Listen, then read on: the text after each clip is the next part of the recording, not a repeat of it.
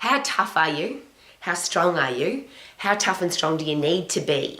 As I always ask, if you're a parent, a teacher, a coach of a team, a boss, a leader, do you have an option to be weak? Do you have an option to cry? It seems that we live in a world now where the first option seems to be, I can't handle this, and people cry, they get stressed, they get depressed, they turn to some kind of pharmaceutical medication to handle the tough time.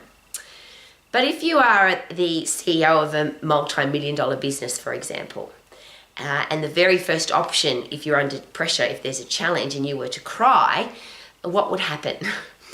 I don't think you'd be in the position. You would never get that role if your first option is to cry. So when do we stop crying and start handling a tough situation? I'm going to give you a beautiful example. At our martial arts club, and obviously I'm in my husband's martial arts office, he's a multiple world champion in judo, in taekwondo, in kickboxing. Very tough sports. He's a very tough, strong man. And his goal is to teach our kids to be tough and strong, which is why at our club we have tiny dragons and little dragons and lots and lots of future adults. We want to teach them the skills to be tough and strong, critical thinkers, solution finders, optimists, so they can lead our world in the future. That's a driving force at this house. Very interestingly, a little girl this week, her name's Happiest Harper. She's only 10 years of age. Today she's had an operation on her elbow because she broke her elbow at judo. Now this is what happened. She elbowed somebody in the head. So my first question was, how's the head of the other person that you elbowed? Obviously it hurt because her elbow was broken. She went to the bathroom, didn't want anybody to see her cry because she's in an adult's class. This little girl is only 10 years of age, but she didn't want anybody to see her cry. She went to the bathroom, pulled herself together, and came back on the mat and continued to train until the end of the class. Obviously, her mum picked her up, what's going on, took her to the doctor. She's x-rays, broken elbow, has to have surgery.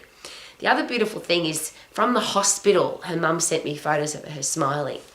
Just as a quick side note for that, if you get injured or if you're sick, the quickest way to get better is to have a positive attitude, to smile a lot, to laugh a lot, because your brain chemistry when you are laughing is very good for your immune system, of course. Fresh air, sunshine and circulation also help with fast recovery. But it was really interesting to see a little girl with her arm in plaster in the hospital with a big happy smiley face. I'm sharing that with you because what a great example of leadership for adults. I live in a world where so many of the adults in my life, their first option is to cry. They are soft and weak. And of course, we all get to choose how we live our life, and that's not a judgment, that's just an observation. But what about our kids? What about the future of our kids? Now, there's a word that I don't use very often, and we don't hear it very often. It's called stoic. My definition of that is you can handle pressure without it showing. And it seems that we live in a world now where be vulnerable. It's okay to cry. It's okay to be soft. Don't worry. Share your feelings with everybody. Well, here's an interesting thing to take note of.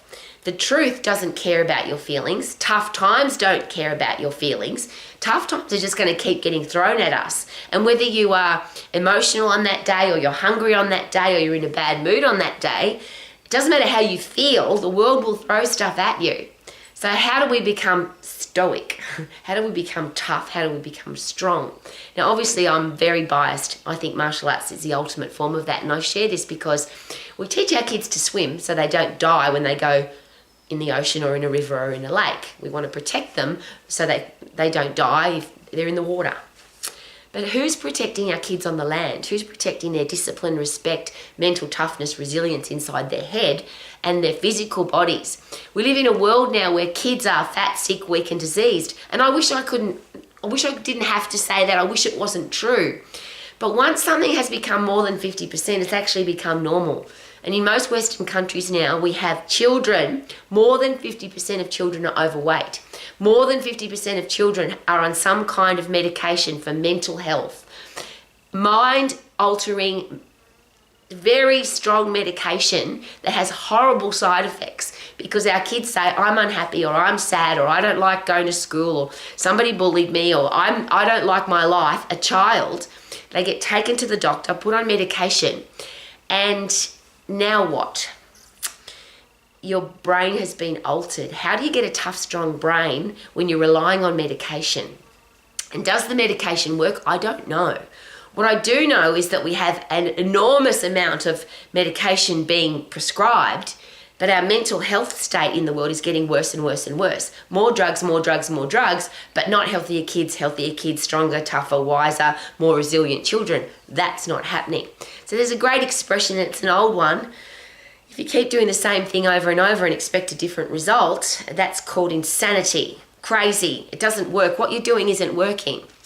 So is it time to look at the things that make kids tough? Now, I'm very privileged. I was brought up in a time when being a tough kid was normal. You rode your bike without a helmet, you climbed trees, you swung off swings into the water, you didn't have to be home till dark and you could ride your bike all over the neighbourhood. I'm very privileged that I lived like that. People laugh at me because I still drink water out of the hose at home.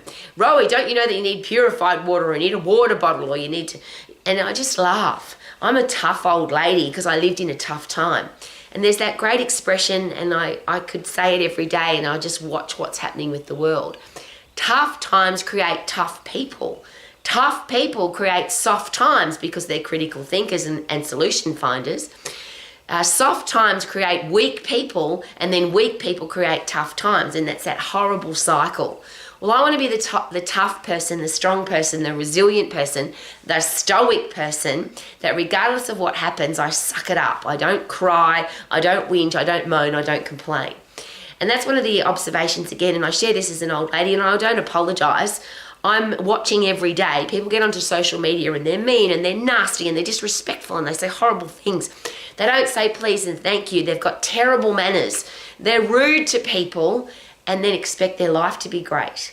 How can you get onto social media and write something nasty about somebody that you've never met before and then expect to have a great life? How can you get a tiny bump on the elbow? And when I say that, I'm talking about a little girl who got a broken elbow and she aimed not to cry, and yet there's many people every day who get a bump on the elbow, a bump on the knee, a tiny bump on the head, something, and this happens to me almost every day now. Rowie, can I have a Band-Aid? What for? I've got this tiny little nick. It's not bleeding. It's not a scratch. It's not even, you can't even see it. I can feel it on my hand. Can I please have a Band-Aid? No, you can't, because fresh air and sunshine and circulation is going to heal it much quicker if there is actually an injury there. I know I sound like an old lady. I just want our kids to be tough and strong and resilient, optimistic solution finders, not weak and frail and soft. And I want to live in a world where I can trust people to be strong. I can trust people to handle pressure. And it seems that that's not the world we live in, and it seems that we're getting worse and worse. Well, I'm aiming to get it better and better. So martial arts is a great place to start. We teach our kids to swim. Let's teach them to kick and punch and fight and roll. And it's not about fighting. It's not about winning the fight. But it's certainly about being tough enough to know, and I always share this about martial arts, weak people pick on weaker people, strong people pick on nobody. Top-level martial artists with the respect and discipline would never start a fight. They certainly know how to finish it. They know how to defend themselves. They know how to protect themselves and their family. But they would never pick on anybody. They would never bully anybody. One of the things I love about martial arts, it stops people from being a bully and it stops people from being bullied. Because you learn that your human body needs to be respected, your brain needs to be tough and strong, you need to be able to handle pressure. Aren't they the things that make our life a very special place to live?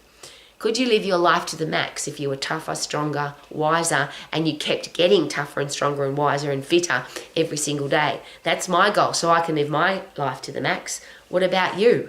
Live your life to the max, tough and strong. Woohoo!